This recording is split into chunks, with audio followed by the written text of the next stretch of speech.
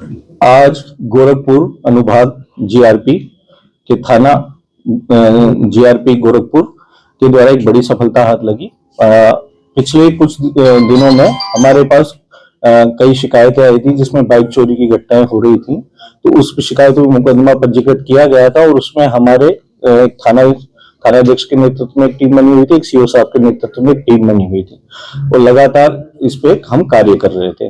तो उसमें आज हमें एक सफलता मिली, जो प्लेटफॉर्म गोरखपुर जंक्शन का प्लेटफॉर्म नंबर 9 है, वहां पे एमआरएफ सेंटर, वहां पे कूड़े का ढेर वगैरह लगा हुआ है। तो वहां पे 3 लोगों को हमने रंगे हाथों पकड़ा। उसमें 3 लोग जो गिरफ्तार हुए हैं उनका नाम है, एक आशीष सोनकर पुत्र सेवालाल सोनकर, उम्र 20 वर्ष है, ये पिपरिया चोरी चौरा थाना के रहने वाले हैं।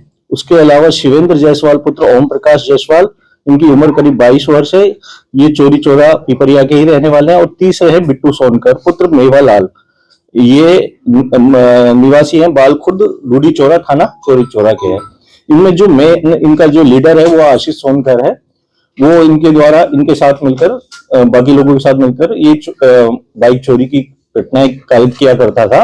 स्पेशली इसका जो टारगेट एरिया होता था भीड़ भाड़ वाले इलाके, जैसे कि रेलवे जंक्शन है, उसका जो सर्कुलेटिंग एरिया है जहाँ पे बाइक पार्क होती है, गाड़ियां पार्क होती हैं, उसके अलावा जो रोड पे बाइक वगैरह होती है, इसके अलावा आसपास के जितने भी भीड़ भाड़ वाले मार्केट हैं, चाहे वो सब्जी मंडी हो या फिर जिस तरह का मार्केट जैसे कोई बाजार है भीड़ भाड़ वाला, तो वहां पे जो बाइक लोग अपने खड़ी करके खरीदारी करने जाते हैं तो इनको टारगेट करते थे।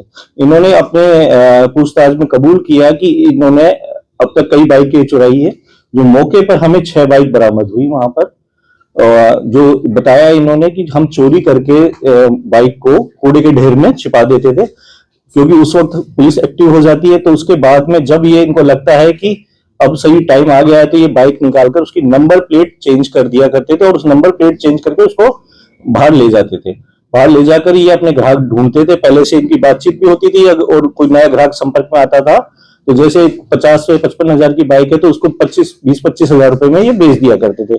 इसके अलावा इन्होंने ये भी बताया कि उस बाइक में अगर कोई बाइक का पूरा खरीदार नहीं मिलता तो हमने कई ऐसे मोटर पार्ट्स वालों से संपर्क कर रखा था जिससे हम बाइक के सामान निकालकर अलग अलग करके बेच भी दिया करते।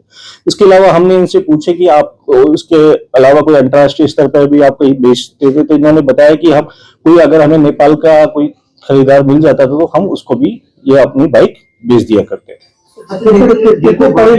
ये जो इसमें मेन इनका लीडर है आशीष, वो 9 पास है, शिवेंद्र करीब 12 तक पढ़ा हुआ है और बिट्टू करीब 10 तक पढ़ा हुआ है। जिनको इन्होंने बाइक बेचने का स्वीकार किया बेच देते थे, तो क्या इन लोगों को भी मुकदमे में? बिल्कुल, हम इनमें पूछताछ जारी है और पूछताछ में जो भी हमारे नाम सामने आएंगे उनको भी इसमें अभियुक्त बनाएंगे। इसके साथ इनके साथ 6 बाइक के साथ एक असला भी मिला है, उसके कारतूस भी मिला है।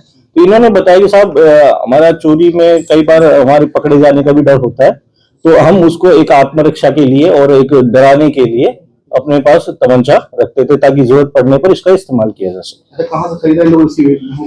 बिल्कुल, इसके सारे एंगल से सारे इसकी पूछताछ की जाएगी और जो भी नाम प्रकाश में आएंगे उनके ऊपर नियमानुसार विधिक कार्रवाई। सर एक सवाल ये कि ये जो यहाँ पे बता रहे हैं आप एमआरएफ बैंक का सेंटर है जहाँ पे ये बाइकें रखते हैं, तो साथ में कुछ पता चला है कब से ये वहाँ पे ले जाके बाइक रखते थे और वहाँ पे आरपीएफ जीआरपी के भी तो पुलिस स्टेशन पे सर्च होता है? बिल्कुल सर्च होता है। ये क्या करते थे, बाइक चुरा के कूड़े के ढेर के अंदर लगा देते थे। कूड़े के ढेर में जैसे ये टाइम होता था इनका चोरी करने का, स्पेशली अंधेरे के टाइम, जैसे अंधेरा हो, सुबह मॉर्निंग का अर्ली मॉर्निंग का टाइम हो या रात का टाइम हो, उस समय के अंदर ये बाइक चुरा कर उसी समय का अंधेरे का फायदा उठाकर ये कूड़े के करकट में छुपा देते। तो ये पेट्रोलिंग वगैरह ये बराबर चल रही थी तभी ये नाम प्रकाश में आया और इसी दौरान ये पकड़े भी गए। कब से ये कर रहे हैं ये लोग? इन्होंने बताया कि इन्होंने जो ये काम शुरू किया पिछले 3-4 महीने से इन्होंने ये काम शुरू किया है।